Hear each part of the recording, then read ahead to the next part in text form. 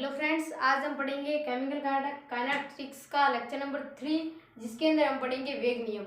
वेग नियम क्या होता है बड़े अच्छे से समझेंगे। जैसे कि हमने पहले एक रिएक्शन लिया, ए प्लस बी गिव्स प्रोडक्ट, यानी कि ए प्लस बी अभिकारक है और ये प्रोडक्ट बना रहे हैं। ठीक है, तो यहाँ पर देखो आर और आर जो होती है अभिक्रिया के दर जो होती है वो समानुपाती होती है। ए की पावर जो ये है इसकी पावर एक्स के, यहाँ पर एक्स मैंने माना है, और बी की पावर वाई के। ठीक है, यहाँ पर x और y मैंने खुद ने माना है। ठीक है, आप कुछ भी मान सकते हो। तो यहाँ पर मैंने a की पावर x और b की पावर y के समानुपाती होती है r o r।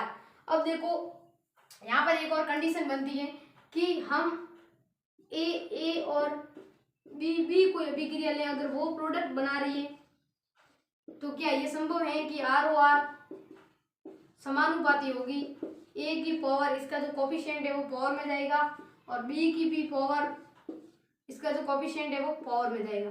देखो एक ये भी बात हो रही है, यहाँ पर देखो कोफिशिएंट कुछ था नहीं, फिर भी मैंने एक्स वाई लिखा है।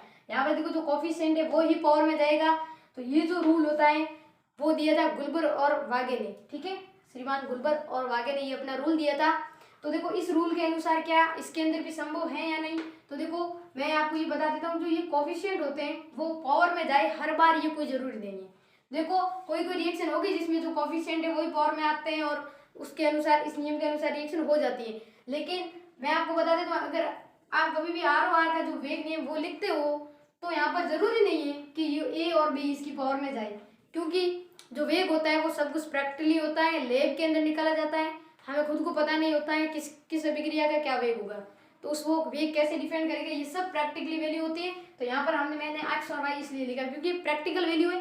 देखो यहाँ पर ए भी हो भी सकता है, मैं ऐसा भी नहीं कह रहा हूँ कि ए और बी कतई नहीं होगा, ए और बी भी हो सकता है। और कोई रिएक्शन ऐसी भी आएगी जिसके अंदर कोफिशिएंट जो है यहाँ पर 1 1 है, यानी कि यहाँ 1 और 1, तो उसका ऑर्डर 2 होना चाहिए, लेकिन उसका ऑर्डर 0 होता है। इसका मतलब जरूरी नहीं है कि ये ए और बी की पावर के अनुसार हो, यहाँ पर पावर कुछ भी हो सकती है। ये सब प्रैक्टिकली वैल्यू है, ध्यान रखना, बस प्रैक्टिकली वैल्यू है। ऐसा नहीं कोई आपको पूछे कि भाई reaction S2 + I2 gives 2HI, इसका पता कोटि क्या होगी, यानी कोटि की बात करूंगा मैं आगे, मैं पल को बता देता हूँ आपको क्या है। तो देखो यहाँ पर भी आपको इसका 1 दिख रहा है कोफिशिएंट, यहाँ पर भी 1 दिख रहा है। तो आप बताना मत झट से कि आर ओ आर जो है, मतलब कि इसकी जो कोटि होगी वो 1 और 1 2 हो जाएगी। ऐसा प्रत्येक रिएक्शन में नहीं होता है। ऐसा मान सकते हैं इसकी कोटि 2 है, लेकिन प्रैक्टिकल में जरूरी नहीं कि इसकी कोटि 2, इसकी शून्य कोटि भी हो सकती है। इसलिए ये ध्यान रखना है कि जरूरी नहीं यहाँ पर आपको जो कोफिशिएंट गुणांक है वो यहाँ आए। लेकिन अगर आप लिख सकते हैं इसको ऐसे, लेकिन जरूरी नहीं है कि ये आएगा, क्योंकि ये सब प्रैक्टिकल वैल्यू होती है। तो हम बात कर रहे थे, मैंने यहाँ पर ये रिएक्शन सिंपल ली थी और यहाँ पर मैंने एक्स और वाई लिखे थे कोफिशिएंट। तो जो आर ओ आर है समानुपाती चिन्ह जब मैं हटाऊंगा तो यहाँ पर एक के आएगा, समानुपाती स्थिरांक, और ये पावर वाई एक्स पड़ी है और इसकी पावर वाई पड़ी है। ठीक है, तो ये जो के है वो होता है वेग कांस्टेंट, वेग नियतांक। ठीक है, स्थिरांक बोल सकते हो आप, वेग नियतांक बोल सकते हो, और भी आप बोल सकते हो, जो आपकी मर्जी, कांस्टेंट। ठीक है, के वेग नियतांक। अब जो ये वेग नियतांक है वो क्या है, इसको हम विशिष्ट अभिक्रिया वेग भी बोलते हैं। कब, जब ए और बी की सांद्रता को हम क्या कर दे 1। अगर आपको पूछे कि वेग नियतांक को परिभाषित करो तो आप क्या बोलोगे कि जो आर ओ आर है वो बराबर है के ए की पावर एक्स, और ये मैंने लिख दिया। ठीक है, तो जब ए की सांद्रता और बी की सांद्रता दोनों को मैं कर दूं 1, तो यहाँ पर हो जाएगा 1 और यहाँ पर 1 की पावर कुछ भी हो 1 ही होता है। तो यहाँ पर ये कुल मिला के आर ओ आर जो है वो किसके बराबर आ जाएगी, के। तो पूछे कोई, जब ये आर ओ आर बराबर के आ जाता है तो इसको हम बोलते हैं विशिष्ट अभिक्रिया वेग, या इसको वेग नियतांक भी बोलते हैं के को, और ये होता है विशिष्ट अभिक्रिया वेग। के किस प्रकार डिपेंड होता है, विशिष्ट अभिक्रिया वेग।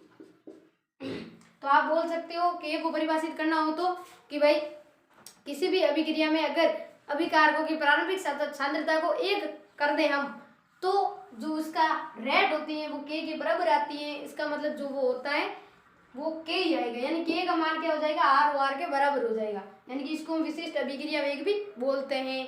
अब यहाँ पर बात आती है के का क्या होगा, के की यूनिट क्या होगी वो भी हम निकालेंगे, धीरे धीरे रखिए बस। हाँ, एक और बता देता हूँ, यहाँ पर देखो ये जो x है और ये y है, इन दोनों का जब मैं योग करता हूँ x प्लस वाई, तो उसको हम n मानते हैं। जो यहाँ पर जो n होता है वो क्या होती है, अभिक्रिया की कोटि। जो आपको पूछते हैं ना ऑर्डर, रिएक्शन का ऑर्डर क्या है, तो वो होता है यहाँ जो पावर होती है उसका सम होता है, यानी योग जो होता है, यानी कि यहाँ पर बोल सकते हो जो भी कोफिशिएंट होते हैं उसकी अगर हम पावर लगाते हैं, अगर कोई कोई रिएक्शन में बैठ जाता है सही, तो वो कुल मोल होते हैं। यहाँ पर हम जोड़ेंगे तो कुल मोल होगा। कोफिशिएंट क्या होता है, आगे मोल ही तो होते हैं उसके, तो यहाँ पर ये दोनों का योग यानी कि टोटल मोल बोल सकते हो। लेकिन अगर प्रैक्टिकली वैल्यू होती है, कोई जरूर नहीं है कि उतने जो मोल है वो का वो हो, इसलिए x प्लस वाई बराबर n है, जो कि है अभिक्रिया की कोटि, ऑर्डर ऑफ रिएक्शन। अब हम निकालते हैं k की इकाई। k जो है वेग नियतांक, उसकी इकाई क्या होगी, यानी कि उसका जो सूत्र होता है, अरे सॉरी सूत्र क्या, इकाई, यानी कि उसका मात्रक क्या होगा। तो जो हमने क्या लिखा था, R O R is equal to K A की पावर एक्स बी की power Y. R O R क्या होता है, अभिक्रिया का वेग, उसको हम लिख सकते हैं सांद्रता में परिवर्तन बट्टा परिवर्तन में लगा समय बराबर के ए भी तो क्या है, एक सांद्रता है, ठीक है, बी भी क्या है, एक सांद्रता है, इसकी पावर वाई है, इसकी पावर एक्स है। मार्कर को इंक पिला देते हैं थोड़ी। तो देखो dc बाई dt क्या है, वेग की है, तो वेग देखो यहाँ पर dc यानी कि सांद्रता में परिवर्तन, तो सांद्रता की इकाई क्या होती है, मोल प्रति लीटर बट्टा dt यानी समय में परिवर्तन, तो समय की यूनिट होती है सेकंड, इज इक्वल टू, देखो k का k पड़ा है यहाँ पर, देखो ये भी सांद्रता है, इसको भी मैं लिख सकता हूँ मोल प्रति लीटर की पावर x, और ये भी सांद्रता है मोल प्रति लीटर की पावर y।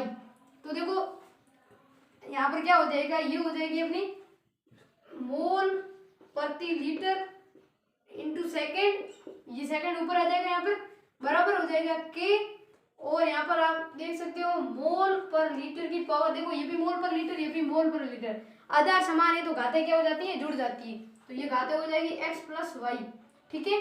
अब आप देख सकते हो अब क्या हो जाएगा, मैं यहाँ पर लिख रहा हूँ आगे, ठीक है, यहाँ पर तो देखो मोल पर लीटर सामने पड़ा है, mole per litre into second is equal to, ये पड़ा है के एम मोल बट्टा लीटर की पावर एक्स प्लस वाई क्या है अपना एन, एक्स प्लस वाई को हमने एन माना था ना, तो यहाँ पर एक्स प्लस वाई की जगह मैं एन लिख देता हूँ। तो अब देखो यहाँ पर आपको के की यूनिट निकालनी है, तो इसको हमको इधर भेज देंगे, ठीक है। तो देख सकते हो आप मोल पर लीटर की पावर इधर पड़ी है 1 ये वाली, और साथ में बट्टा में साथ में चलो इस सेकंड को ऊपर ले जाते हैं, तो ये हो जाएगा सेकंड इनवर्स। अरे भाई देखो ये मोल पर लीटर है, आपको दिख रहा है, सेकंड नीचे ऊपर ले जाऊंगा तो क्या हो जाएगा, सेकंड इनवर्स हो जाएगा ना, तो ये मैंने इस प्रकार लिखा है। अब देखो यहाँ पर हमको के की निकालनी है, तो इसको पूरे को क्या कर देंगे बट्टा में, तो यानी कि ये हो जाएगा मोल पर लीटर की पावर एन।